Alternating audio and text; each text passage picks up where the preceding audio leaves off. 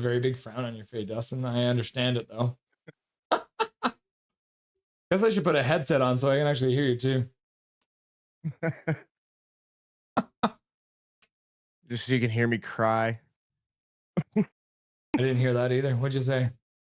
I said, just so you can hear me cry. Yeah, exactly. As the tears lap down onto the ground. Oh man, that was tough to watch. You feel for the guys. Fourth game of a tough road trip. Emotional high win on Sunday morning. Very depleted lineup. Send Pierre-Olivier Joseph to Abbotsford. Get him out of this defensive lineup. I don't want to see him in an NHL game again. He does not belong. He looks lost out there. He was causing his defensive partners to look lost out there, and he had a absolutely atrocious game. Yeah, not much good to say about this one. On the Canucks end, I don't know. I don't know where to start. You got anything? Surprisingly, Quinn Hughes only plays 25 minutes, which I'm a little surprised. I thought he might even get more than that. But I mean, at least it seems like they're probably getting his minutes under control. Like, I'm fine with Quinn Hughes playing 25 minutes a night. It would be very easy in a game like this to have him play the 30 minutes. And just, P.O. Joseph, I believe, was the low minute man on the whole team other than Joseph LeBate, Max Sasson, and Niels Amon. So P.O. Joseph with only 12:01. Face-off wise, the Canucks were terrible. So a good thing, I would say, was that Atu Ratu actually ends the game doing pretty well in the face-off dot. Let's see here. As per usual. Yeah, so Atu Ratu, with the Canucks only winning overall, the Canucks won 19 face-offs for 32%. Now, if we scroll up here, we can see that Atu Ratu had 55.6% on the face-off dot. EP40 was 22.7%.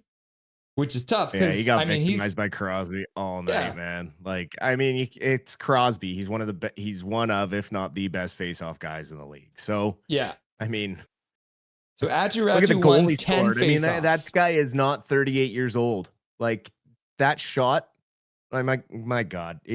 Can we take him with us? Can you just come with us? So Atu Ratu had 10 face-offs. Come to Vancouver. We need you. The rest of the entire center court won 9. So Atu Ratu won more than half the team's face-offs today.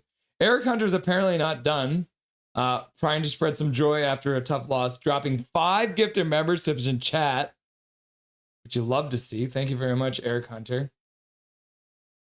We'll see if any of those go out. If you have not turned on gifted memberships, do it right now. You'll get a free gifted membership right now, but it looks like we are maximized on our gifted membership.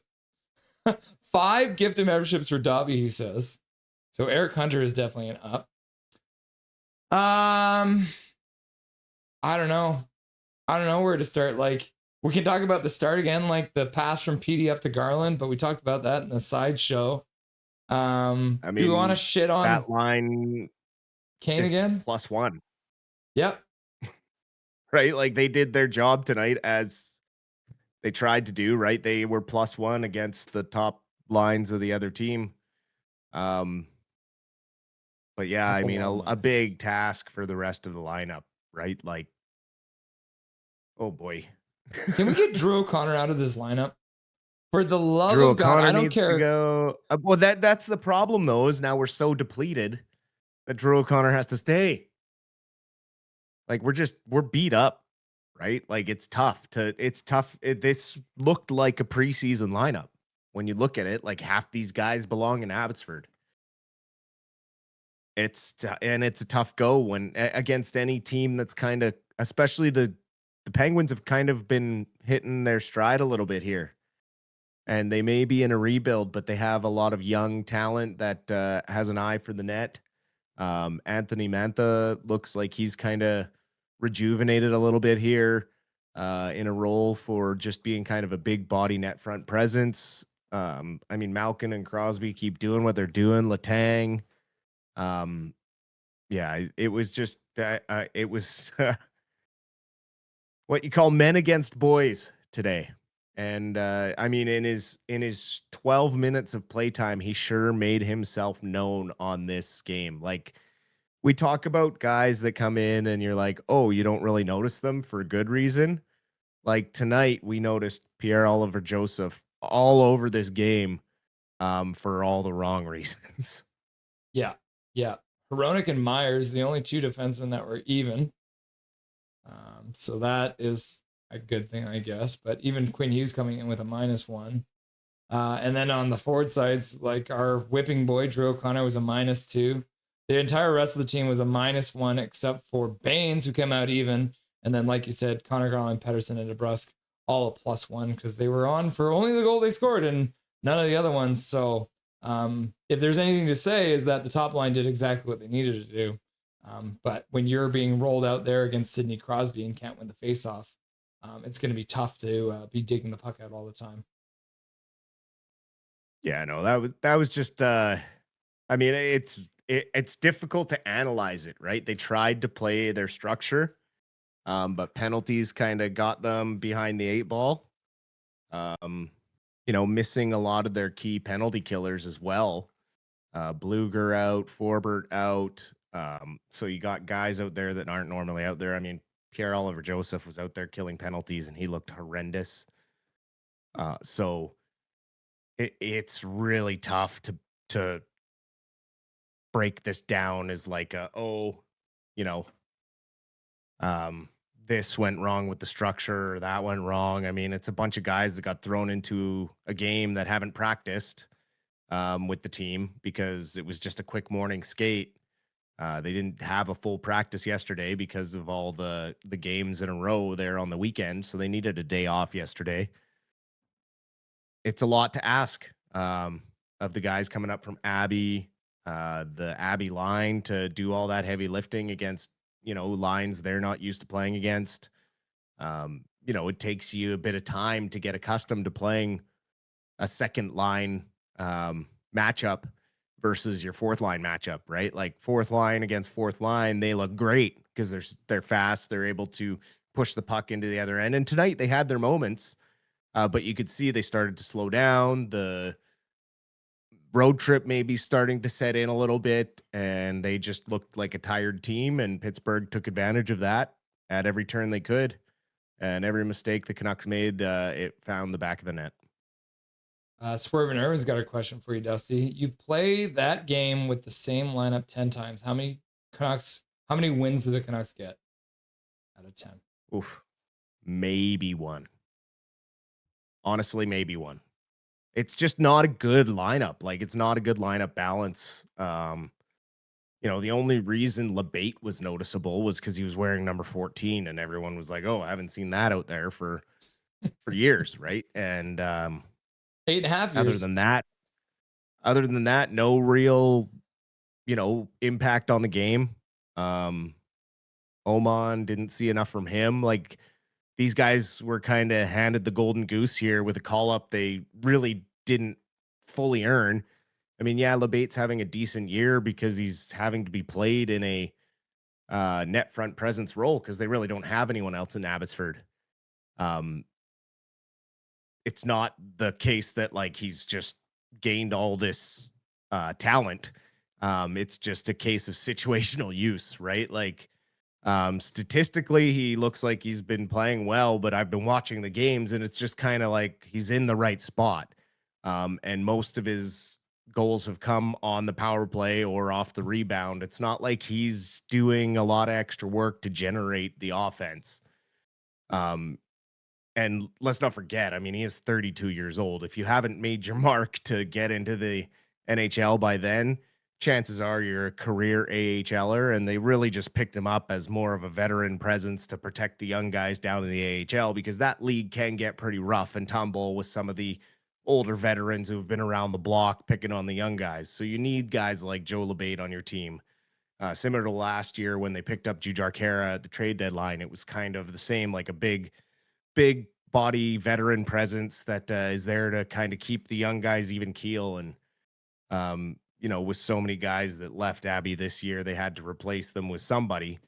And LeBate is to see him up on an NHL squad. I mean, I never in a million years thought we would have to call up him this year, but that's what happens when you let the cupboard run a little thin on the forwards and you are so heavily overstocked at defense. And for 3 seasons now, you've talked about how the price is too high and you can't give up anything. And it's like, well, now you're up against it and you're going to have to, you know, swear jar, eat a shit sandwich. Because I guarantee you, whatever trade that Alvin has to make right now to improve this team, Canuck fans, brace yourself. You're not going to like it. There's no other way to say it. Yeah, it's not going to be pretty. But that's what people first is asking. Do the Canucks need to make a trade like immediately? Oh, absolutely. If Hedl is missing more than 2 months, they absolutely need to make a trade. And realistically, it sounds like Alvin was on the phone before that game was even over. So yeah, when you get backed into a corner, you generally take the short end of the stick.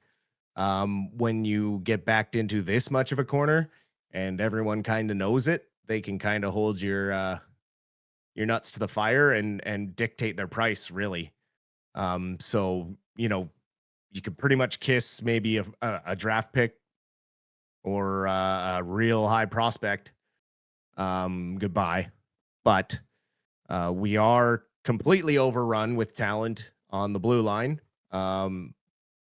Hopefully we are kind of out of the injury woods when it comes to our defensemen, but we have far more depth down there at defense. Like, I feel much more comfortable when it comes to our blue line. And we can probably move a couple of those prospects because just on the timeline of development, there's going to come a point where all of them can't play and you got to do something with them. And you run the risk of devaluing them later down the road because they might regress because of too much time down in the AHL or who knows, right? Like, you got to try and maximize value. And that's why I was upset about waiting so long to trade Shelovs. Like, if the plan was to sign Demko, which they knew damn well that was the plan, don't say it publicly and trade Shelovs before you put that pen to paper, because then it looks like, oh, you're just moving Shelovs because you need to move Shelovs and you're doing it because you want to. As soon as they signed Demko, you were doing it because you had to. Everyone knew it. Like, if I can see that, the high ups and all the other teams can see that. And so they got the best they could, and they ended up kind of taking a crappy deal for Shelovs. I think they would have got a way better deal had they traded him before the Demko deal. And now the same with Hedl. They kind of put all their eggs in that basket instead of giving up a prospect in the offseason and maybe overpaying a little bit for some insulation at that position. Now they're going to super overpay for somebody that is probably nowhere near as much as we are hoping to get. So, oh man, it's going to be an interesting week in Canuckland. Let me tell you that, because you can't keep trotting that lineup out for the rest of the year and feel comfortable about it, regardless of the coach. I don't know if you saw the second intermission. We did the former Canucks checklist. And just a reminder, Pius Suter, playing for the St. Louis Blues, making $4 million a year, has played 5 games and has 3 points, 2 goals, and 1 assist. So essentially, if you think about it, you've got Evander Kane instead of Pius Suter right now. And for what it's worth, Evander Kane chooses to take penalties at the worst possible times. For whatever reason, every single time Evander Kane takes a penalty, it ends up completely turning the game around. So what do they do with a guy like that? Because if this is just the thing that's going to happen all the time, we just got to essentially take it like a champ. Or is there a world where maybe Evander Kane is part of a trade package to get a center back? Oh, 100%. I would put him in a trade package. Since he has played in a Canucks jersey, he has done more bad than good for the Canucks team on the ice. And that's regardless of anything he does off the ice. What he does in his personal time is his business, unless it's breaking the law, then it becomes everybody's business. And we know that tends to follow him around a little bit. Um, this was a problem they welcomed in by doing this, and I didn't really like it from the start. I tried to be open-minded to it. I gave it the benefit of the doubt, but I wouldn't be heartbroken to see him moved. He's not. Uh, he's he's not proving to me that he's changed at all. Yeah, no, I'm not. I'm not thinking that that's changed. I mean, that's the kind of thing everyone's talking about the post he made, having dinner with certain people and all that stuff. But it's just a distraction from the team too. And I wouldn't be surprised if some of the reporters were asking the players about that kind of thing because now they're in America, and so we have to make sure that these kind of things are not distracting from the Canucks because they have enough distractions all on their own without Evander Kane for whatever reason deciding. And he should know that posting that kind of thing is going to be cause problems. And if he doesn't, then he's not smart enough to be able to run his own Instagram account, and he should probably shut it down. So, I mean, I don't give a crap. Have dinner with whoever you want. If you want to hang out with some Exactly. piece of crap dictator who wants to annex our country, feel free to do that, right? The head of the Gestapo. So, but I don't want to get too much into that because we're watching a Canucks stream. But all I can say is Evander Kane is coming up exactly as advertised, taking untimely penalties and causing stirs on social media for absolutely no reason. So, yeah, not a great scene. And other good news, we can completely distract everyone. The Vancouver Canucks have released their black skate schedule. So they will be playing in the black skate jerseys both Saturday and Sunday, and they're back-to-back with Montreal and the Oilers. They will be playing, I think, 20 times in total in the black skate, which is up 2 from last year. Last year, they played in 18 games, I think. This year, they're upping it to 2 more. So it should be great to see the boys donning that black skate jersey pretty quickly here as they have the back-to-back after they play, of course, Nashville on Thursday night. Speaking of that, yes. I guess we usually look at the... Oh, Eric Hunter also saying effing Kane gives and takes. Yep, $10 dono from Eric Hunter. Thank you very much, brother, for the $10 dono. We absolutely agree with you. Unfortunately, oh man, he takes more than he gives. Yeah. 3 stars of the night. We always like to analyze that. So what are we thinking ends up being the 3 stars of the night? It's got to be a clean sweep, right? Oh yeah, no Canucks on this one. Yeah. No, I mean, like, you got what? Anthony Mantha, goal and assist. Justin Brazeau, probably first star for me. Power play goal, 2 assists. Yeah, and then I mean, Sidney Crosby was dominant in the face-off dot. Plus the goal, the 3-1 goal. So I mean, Shelov's was great in net too. 25 of 26 faced. So I mean, take your pick. Yeah. I mean, you were all right. It is a clean sweep. Brazeau getting it with 3 points tonight, a goal and 2 assists. Crosby with the 1 goal, which kind of broke this game wide open. And then Chris Letang getting the nod because he got 2 assists, which ended up putting him up to 600 assists in his career. So big night for a long-time player. And you don't see a lot of guys. He's top 20 in the league now. I think for defenseman assists all time, which is a big milestone for another good guy in the NHL who a lot of people didn't think he was going to keep on playing too, right? The amount of injuries that guy's gone through. So impressive. Well, just health scares, right? Yeah. Like, yeah, good on him for continuing to play. For sure. So what are we doing with the Canucks then, moving towards the next game against Nashville? It comes up here on Thursday night at 5:00. If your guess is as good as mine. Like, honestly, I don't have a crystal ball right now. Like, things were going so well, and in like a second, things are now so, I don't know. Like, I don't have a read on literally any of it right now. Because without Mancini there now, it looked weird. The defense thing didn't work. It certainly didn't work the same way with Pierre-Olivier Joseph the way it did with Mancini. So maybe we see Vilander in the next game. He's maybe earned a look at the pro level with some of his help. So yeah, I don't know.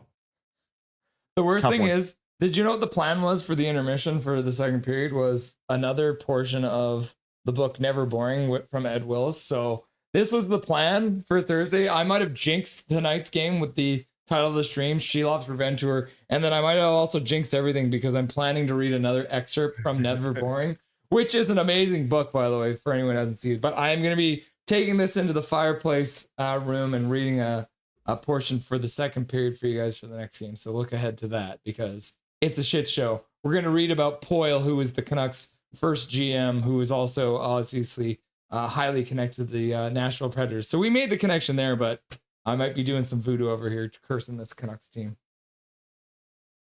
I like your magic see-through book too. That's pretty cool.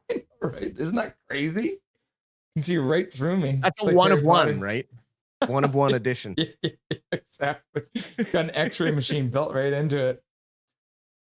Yeah. So Nashville, Montreal, Edmonton coming up. Nashville has been having a tough time, but when they're playing an AHL team, it might be another rough game for the Canucks, but we'll have to wait and see. Anything you want to say to chat before I let you go for the evening? I hope everyone out there is having a safe evening and will do their best to look out for themselves. Enjoy the rest of your week. Appreciate the questions, and we will talk to everyone on Thursday. GG, brother. We'll chat soon. Sounds good. Nothing is perfect.